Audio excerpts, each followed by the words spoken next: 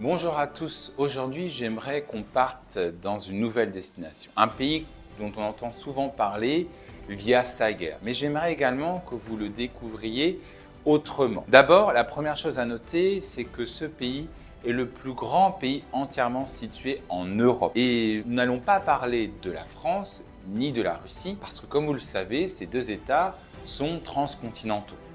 Ensuite, la deuxième chose à noter sur ce pays, c'est qu'il s'agit d'une véritable puissance agricole.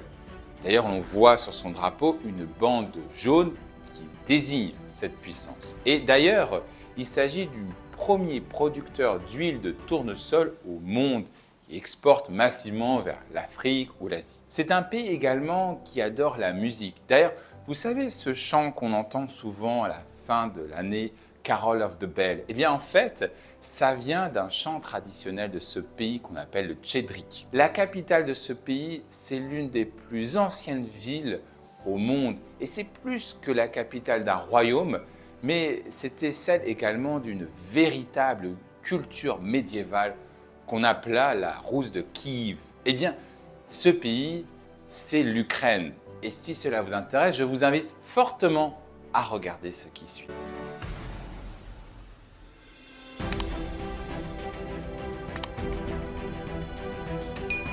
L'Ukraine est un pays d'Europe de l'Est de 603 700 km².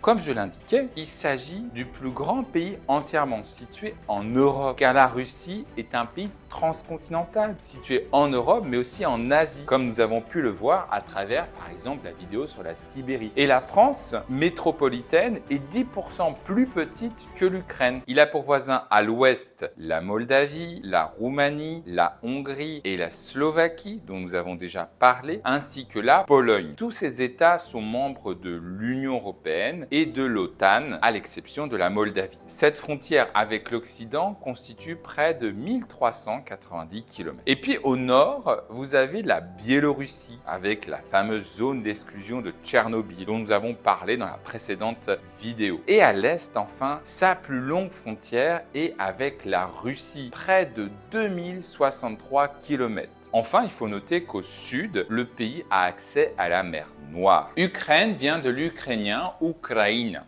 ou signifiant près d'eux ou au bord d'eux, et le krai est tout simplement la limite ou le territoire. Nous l'avons vu dans les différentes vidéos sur la Russie.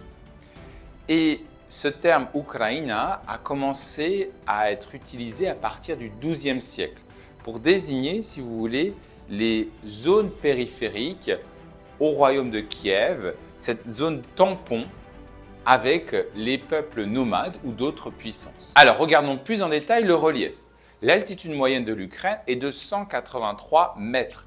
Donc, il s'agit d'un pays relativement plat, ce qui est normal puisque l'Ukraine est presque entièrement située dans la plaine d'Europe orientale. La seule exception est à l'ouest du pays, où s'élèvent les Carpates, que nous avons déjà mentionné dans les vidéos de la Slovaquie et de la Roumanie. C'est dans cette chaîne que se trouve le point culminant de l'Ukraine, le mont Overla, à 2061 mètres, qui abrite aussi les sources du Prout et du Dniestr. Ces fleuves, nous les avons déjà évoqués dans la vidéo sur la Moldavie. À l'est des Carpates s'étend le plateau de Podoli, d'où naissent le boug méridional, 800 km, et le boug occidental, 770 km. Au nord de l'Ukraine, on trouve une bande de 100 km de long avec la Biélorussie qui correspond à la Polésie, une région couvrant 20% du territoire ukrainien, caractérisée par des plaines, de basses collines, des forêts denses et des marais. Au centre du pays coule le Dniepr, que nous avons déjà évoqué dans les vidéos de la Russie et de la Biélorussie. Troisième fleuve d'Europe avec plus de 2000 km, il traverse l'Ukraine du nord au sud sur environ 1000 km. De nombreux barrages y ont été aménagés, rendant le fleuve navigable et permettant de produire environ 10% de l'électricité nationale. Au sud, 2700 km de côte bordent la mer Noire et la mer d'Azov, qui sont ponctuées de limanes, notamment autour du Dniestre, et les monts de Crimée. Alors, ces monts culminent à environ 1500 mètres. On y trouve également des falaises spectaculaires et l'embouchure du Danube à l'ouest. Enfin, à l'est, vous avez un autre fleuve, le Donest, 1000 km, mais qui se jette dans le Don en Russie. Nous l'avons évoqué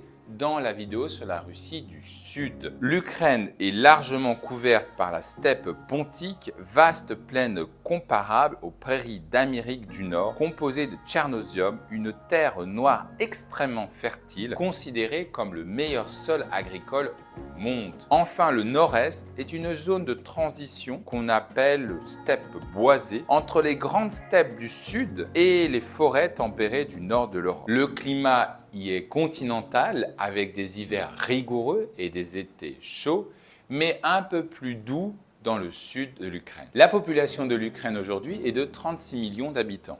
Elle était à 51 millions d'habitants en 1990. Autrement dit, le pays a perdu 15 millions d'habitants en 35 ans et d'après l'ONU, elle continuera à perdre près de 20% de sa population jusqu'en 2050. Les raisons sont multiples. D'abord, il faut souligner qu'il y a un faible taux de natalité, le vieillissement de la population et le manque d'opportunités socio-économiques qui conduisent les jeunes à soit émigrer vers l'ouest, soit vers la Russie. Et effectivement, la situation actuelle n'arrange pas les choses. En raison de l'héritage soviétique, 75% des Ukrainiens habitent en ville contre un quart en campagne.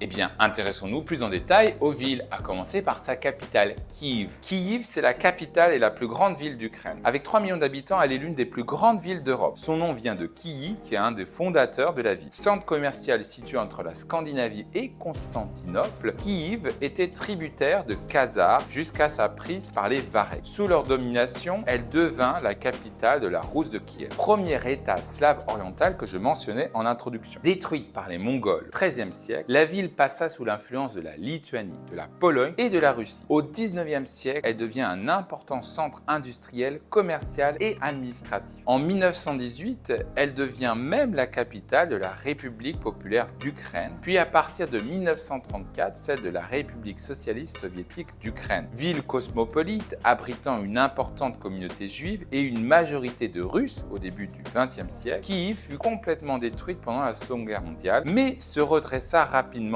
devenant même la troisième plus grande ville d'URSS après Moscou et Saint-Pétersbourg. Le repeuplement soviétique d'après-guerre entraîna une russification et une hausse de la population ukrainienne dont l'affirmation ne cessa de croître depuis l'indépendance. Aujourd'hui, la ville est majoritairement ukrainienne et sa production industrielle dans l'armement a chuté, mais de nouveaux secteurs de l'économie tels que les services et la finance ont facilité la croissance et les investissements de la ville. Enfin, la ville a été le témoin de la révolution orange et le principal lieu d'Euromaïdan. Ensuite, nous devons citer la ville de Kharkiv, fondée en 1654 et la deuxième ville du pays. Elle fut la capitale de la République socialiste soviétique d'Ukraine entre 1917 et 1934. Et c'est durant cette époque que la composition ethnique de la ville changea en raison de l'exode rural et de l'industrialisation. Majoritairement ukrainienne, elle était la 6e plus grande ville d'URSS. Ensuite, nous devons mentionner Dnipro. Dnipro est située sur le Dniepr, à 400 km au sud-est de Kyiv. Elle fut fondée en 1524 par des Cosaques, puis baptisée Ekaterinoslav, la gloire de Catherine étymologiquement, suite justement à un décret de Catherine II de Russie comme centre administratif de la Novorossiya. Dès la fin du 19e siècle, la ville attira des capitaux étrangers et une main-d'œuvre internationale et multiethnique, exploitant le fer de Kribas ou le charbon charbon du Donbass. Ce n'est qu'en 1926 qu'elle est rebaptisée Dniepropetrovsk en l'honneur du chef du Parti communiste ukrainien, Grigory Petrovski. Après la Seconde Guerre mondiale, elle se spécialisa dans l'armement. Nous devons également mentionner la ville d'Odessa. C'est le plus important port ukrainien sur la mer Noire. Elle fut d'abord une colonie grecque, puis passa au Moyen-Âge sous la domination de la Pologne-Lituanie, de l'Empire ottoman sous le nom de Hacı Bey, puis russe après la guerre russo-turque de 1792. Un décret de Catherine II de Russie ordonna la construction d'un port. La ville devint une importante base navale et fut même la quatrième plus grande ville de l'Empire russe. Son architecture est plus méditerranéenne que russe. Et enfin, nous devons mentionner la ville de Lviv. C'est la plus grande ville de la partie occidentale de l'Ukraine. Fondée au XIIIe siècle, elle est le centre historique de la Galicie, puis passa sous domination polonaise, puis autrichienne, puis à nouveau polonaise jusqu'en 1939, avant d'être annexée par l'URSS et intégrée à l'Ukraine actuelle. D'après le droit international, l'Ukraine est divisée en 24 oblasts, plus 2 villes à statut spécial, donc Kiev, et la Crimée. Alors regardons plus en détail ce découpage administratif. Alors la Ruthénie, la Bucovine, le Boudjak et la Bessarabie ont été évoqués dans les vidéos précédentes, notamment avec celle de la Moldavie. Alors intéressons-nous plus en détail aux autres régions, à commencer par la Galicie et la Volhynie, qui sont à l'ouest et qui ont formé une principauté ruthène indépendante entre le XIIe et le XIVe siècle avant de passer sous l'influence polonaise. Puis nous devons mentionner la Polésie. La Polésie est au nord, il s'agit d'une région marécageuse comme son nom l'indique, Polésie signifiant près des forêts. Et culturellement, il s'agit du berceau des peuples slaves avant leur expansion au 5e et 6e siècle. Nous l'avons déjà abordé dans la vidéo sur la Biélorussie.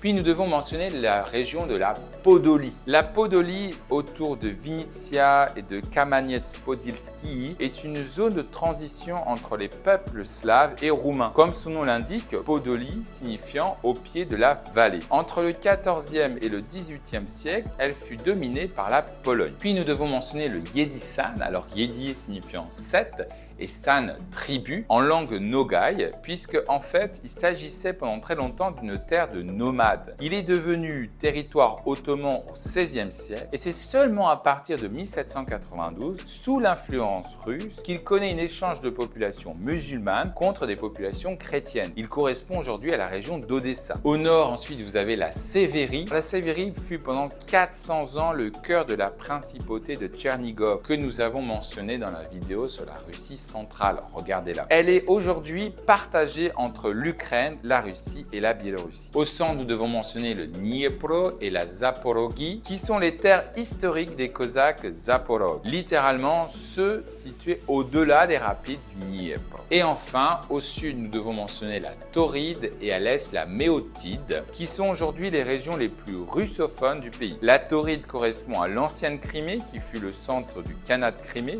vassal de l'Empire ottoman, et elle fut rattachée à l'Ukraine qu'en 1954. Elle abrite une grande base navale et a longtemps été une destination de tourisme balnéaire. Et la Méotide, elle est plutôt la région autour de la mer d'Azov. Et enfin le Donbass, à l'est, qui est la région la plus industrialisée du pays, notamment en raison du charbon et de ses mines. Concernant le tourisme, en dehors des villes que nous avons déjà mentionnées, on peut d'abord citer les Carpates ukrainiennes, qui sont situées à l'ouest de l'Ukraine, comme je l'ai mentionné en géographie. Connues pour ses randonnées, ses paysages de montagne, ses stations de ski, notamment à Bukovel, elles sont aussi le berceau de la culture Hutsul, connue pour son artisanat traditionnel et ses églises en bois, inscrites à l'UNESCO. Puis le château de Kamaniec-Podilski, qui est un château médiéval spectaculaire situé sur un promontoire rocheux, ainsi que sa vieille ville charmante et ses festivals médiévaux. Sans oublier sa vue imprenable sur le canyon du fleuve Smotrich. Puis nous devons mentionner les plages de Zatoka, près de la mer Noire au sud d'Odessa, mais également Tchernihiv,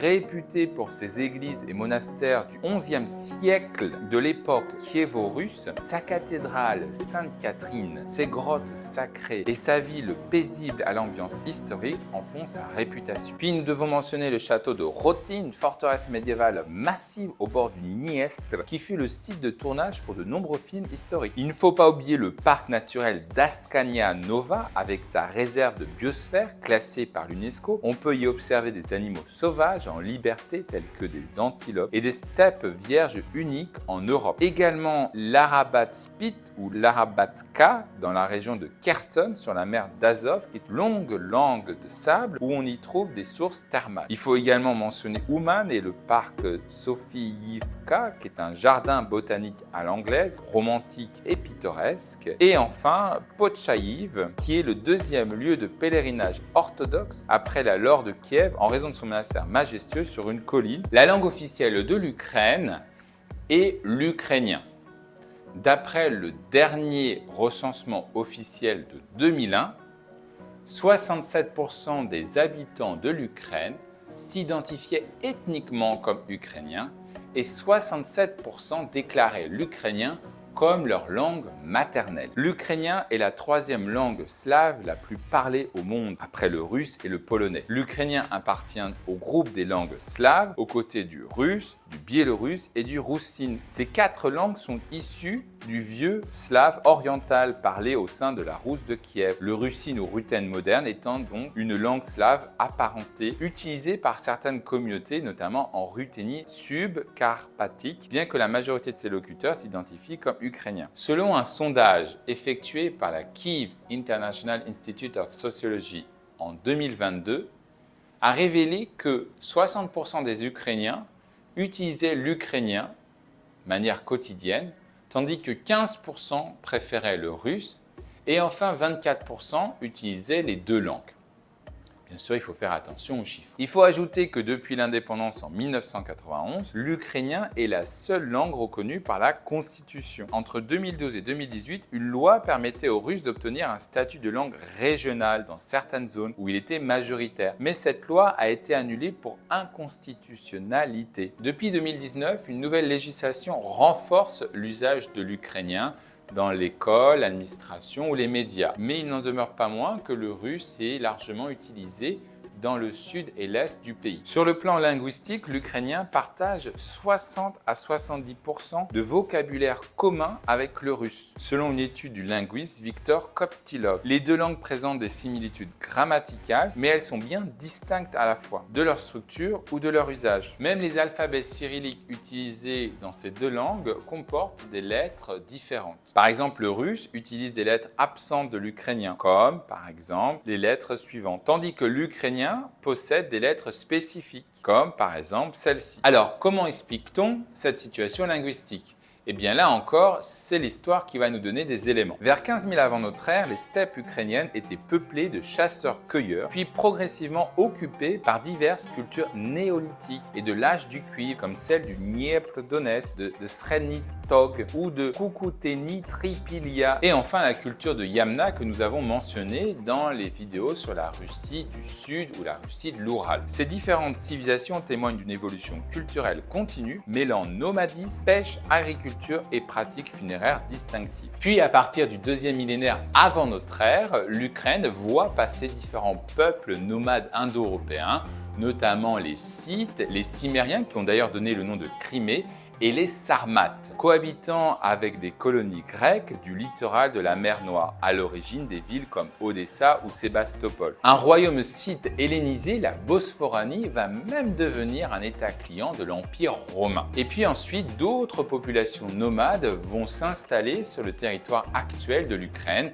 à commencer d'abord par les Goths, que nous avons vus dans la vidéo sur la Suède, suivis par des peuples turco-mongols que nous avons également mentionnés, à commencer par les Huns, suivis des Bulgares, des Avars et enfin des Khazars. Les Khazars vont fonder un véritable empire marchand influent jusqu'au 9e siècle. Parallèlement, les Slaves vont commencer à s'implanter au nord-ouest de l'Ukraine, préparant la fondation de la future Rousse de Kiev. Alors la Rousse de Kiev est la véritable entité politique commune des trois États slaves orientaux que sont aujourd'hui l'Ukraine, la Biélorussie et la Russie. D'après la chronique des temps passés, le territoire de la région de Kiev était peuplé par des tribus slaves, notamment les Polianes. Et la légende raconte ensuite que 3 frères Vareg furent invités à régner pour mettre fin au conflit interne. Parmi ceux-ci, Ryurik qui s'installa à Novgorod. Et c'est lui qui aurait fondé la dynastie des Ryurikides. À sa mort, son jeune fils Igor est confié à un compagnon d'armes,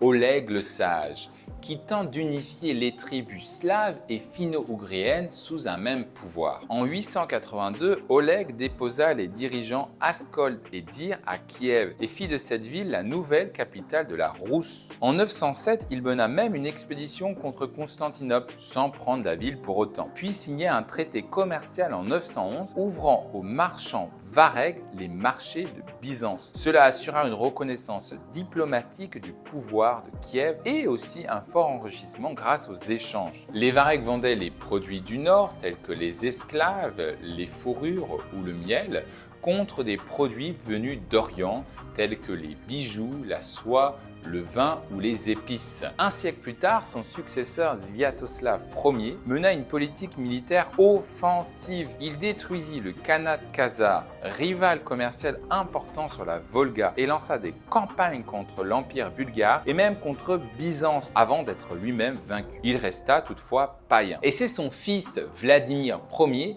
qui introduisit le christianisme orthodoxe dans la Rousse de Kiev. En 988, en effet, il se fit baptiser et il ordonna le baptême collectif de l'ensemble de la population de Kiev. Cette décision est extrêmement importante puisque les 3 pays, la Russie, la Biélorussie et l'Ukraine, demeurent encore aujourd'hui majoritairement orthodoxes et continuent d'utiliser un alphabet cyrillique.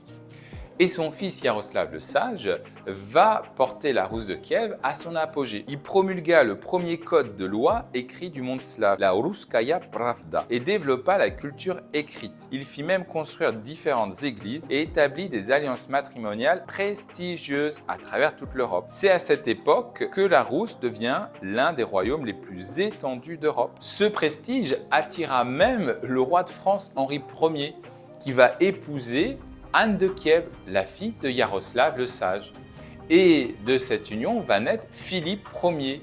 Philippe, qui est un nom grec de tradition byzantine, puisque l'Empire byzantin a profondément influencé la Rousse de Kiev. Mais après la mort de Yaroslav, la Rousse de Kiev va se fragmenter. En effet, la coutume est la rotation du pouvoir, c'est-à-dire qu'on transmet le pouvoir non pas du père au fils aîné, mais de frère en frère. Les princes ryurikides se disputent donc sans cesse, ce qui affaiblit progressivement la principauté de Kiev. Alors certes, vous allez avoir certains souverains comme Vladimir Monomaque qui vont essayer de rétablir la puissance de Kiev, mais à partir du XIe siècle, la route commerciale sud vers Byzance décline. Elle décline en raison des attaques nomades, à commencer par les Koumanes. Kiev voit son importance économique et politique diminuer, et même dépassée par d'autres centres, comme nous l'avons vu avec Novgorod dans la Russie du Nord-Ouest ou Vladimir Souzdal que nous avons vu dans la Russie centrale. En 1069, Kiev est même mise à sac par les troupes du prince André Bogolyovski, signalant la fin de sa suprématie. Et finalement, en 1240,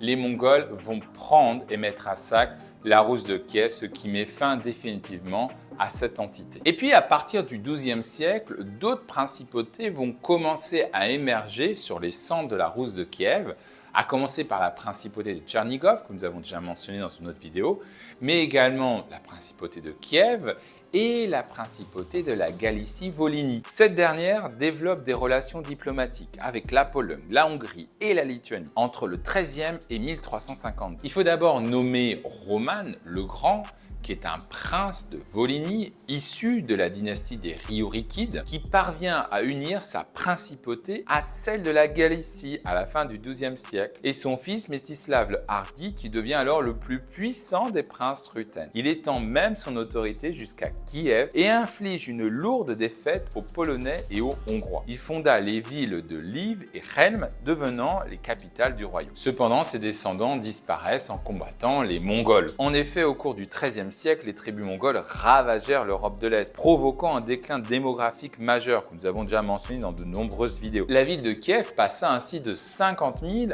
à 5 000 habitants. Jochi, qui est le fils aîné de Genghis Khan, fonde en 1243 la Horde d'Or, un puissant khanat qui dominera les terres russes et ukrainiennes. Puis au XIVe siècle, lorsque la Horde d'Or s'effondre, c'est le prince lituanien Algirdas, que nous avons également mentionné dans la vidéo sur la Lituanie, qui va reprendre les territoires de la Rousse de Kiev, notamment à l'ouest. À l'issue des batailles décisives comme celle de l'Irpin ou des eaux bleues au XIVe siècle, les Lituaniens imposent progressivement leur autorité sur les Ruthènes, les ancêtres des Ukrainiens. Et dans le sud du territoire, c'est plutôt des peuples nomades, à commencer par les Tatars, qui s'installèrent sur la steppe pontique. Majoritairement musulmans, ils s'organisent en khanats successifs, issus de l'éclatement de la Horde d'Or, à commencer notamment par le khanat de Crimée, que nous avons également mentionné dans la vidéo de la Russie. Parallèlement, des paysans fuit la servitude et la domination politique catholique, donnant naissance au peuple cosaque. Alors, qui sont les Cosaques? Eh bien, les Cosaques sont un peuple d'origine mixte, à la fois slave, turc et mongol, mais de confession orthodoxe. Ils s'installent dans les steppes du Dniepr et formèrent une société militaire libre, élisant leur chef, le hetman, au sein d'une assemblée appelée la Rada. C'est pour cela que le nom du parlement ukrainien aujourd'hui est la Rada. Ils assurèrent un rôle de tampon entre les royaumes chrétiens et les États musulmans. Ils étaient tolérés par le royaume de Pologne en raison de leur rôle de défense contre les incursions tatares. Certains géographes les surnomment les cow-boys de l'Europe de l'Est. Mais en 1648,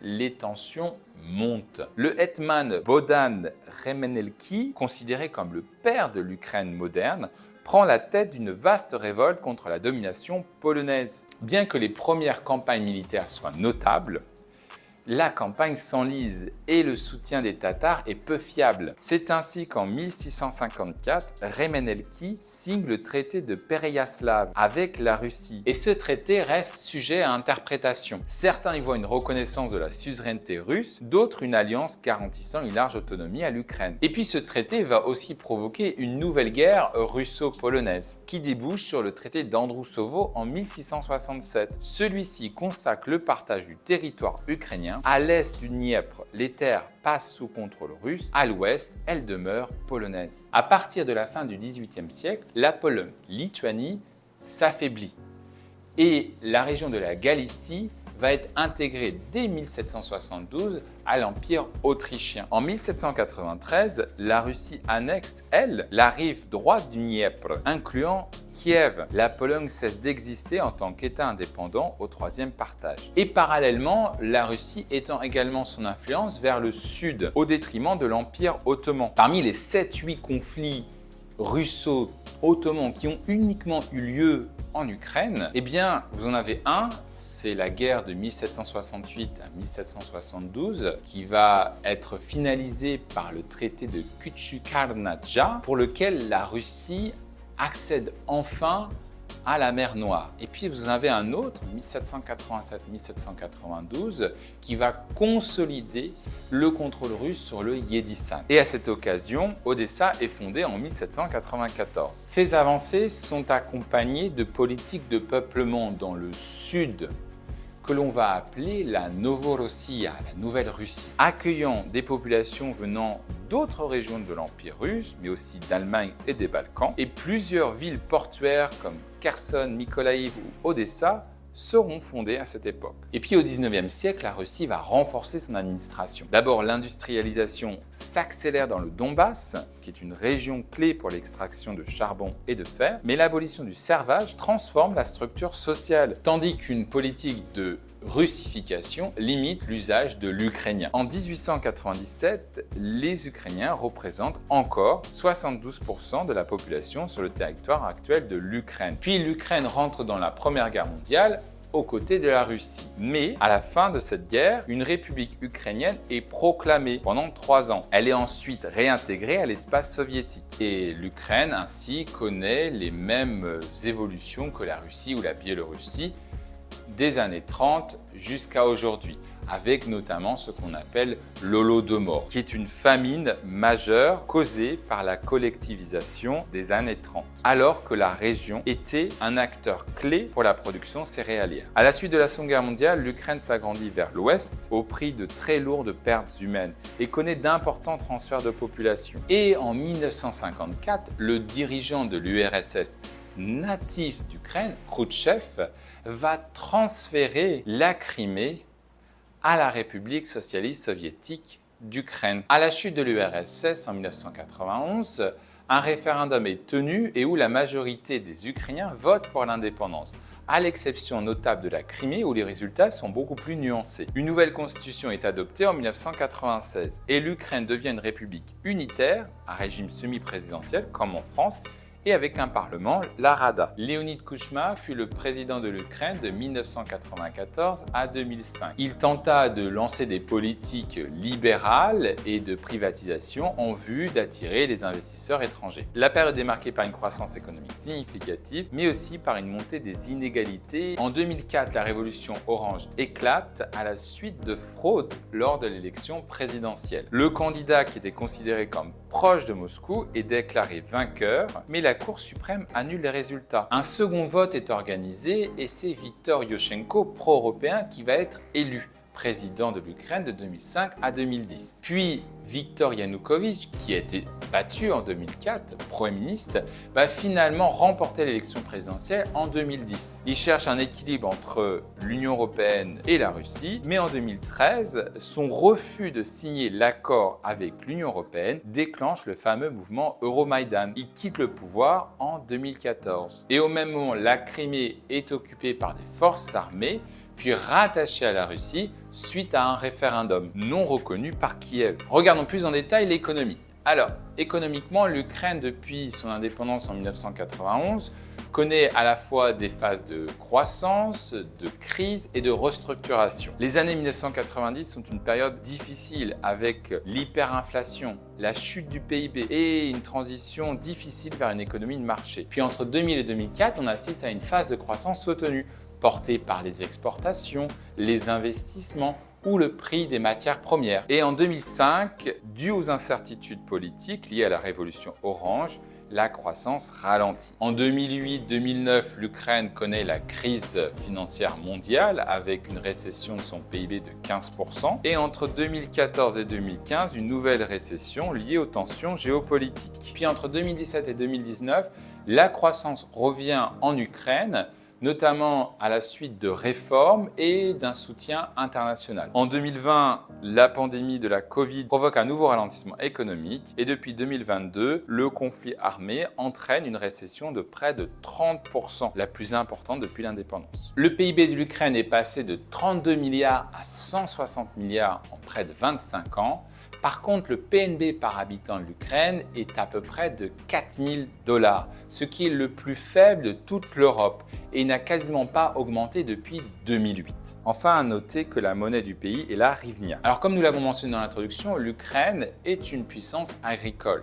Elle produit à la fois du blé, du maïs, du soja, mais également du vin et de la viande. En 2021, l'agriculture représentait 40% des exportations ukrainiennes, ce qui place le pays parmi les greniers à blé du monde. Cette dépendance à l'agro-export expose l'économie aussi au choc logistique et géopolitique. Le secteur secondaire représente, lui, 27%. Il est centré sur la métallurgie, la chimie, l'énergie, mais aussi la construction. En 2021, le secteur secondaire représentait l'autre moitié des exportations ukrainiennes. Et enfin, le secteur tertiaire qui regroupe le commerce, le transport, les télécommunications et la finance. Concernant la culture et la société, nous devons d'abord mentionner Taras Shevchenko, qui est considéré comme le plus grand poète ukrainien de tous les temps. Il est l'auteur de nombreux poèmes, dont le Kobzar, une collection de poèmes patriotiques et lyriques. Puis Mykola Gogol, qui est un écrivain d'origine ukrainienne, qui a écrit majoritairement en russe. Il est l'auteur de plusieurs romans, dont le Révisor. Puis Ivan Franko, un autre écrivain ukrainien important, qui est l'auteur de nombreux poèmes, nouvelles et romans qui explorent des thèmes tels que la culture ukrainienne, la pauvreté ou la lutte pour l'indépendance. Yuri Androukhovitch, Nietzsche, un écrivain ukrainien contemporain qui est l'auteur de plusieurs romans dont Les 4 saisons de la ville déserte. Lesia Ukrainka, qui est une poétesse, dramaturge et essayiste ukrainienne. Et enfin, Sviatoslav Richter, qui est un pianiste de concert ukrainien. Concernant la gastronomie, nous devons d'abord mentionner le borsch, qui est une soupe à la betterave rouge qui est considérée comme le plat national de l'Ukraine. Les vareniki, qui sont des raviolis farcis de viande, de fromage, de légumes ou de fruits. Le kotleta pokievski, qui est une escalope de poulet pané farcie de beurre à l'ail et aux herbes. Le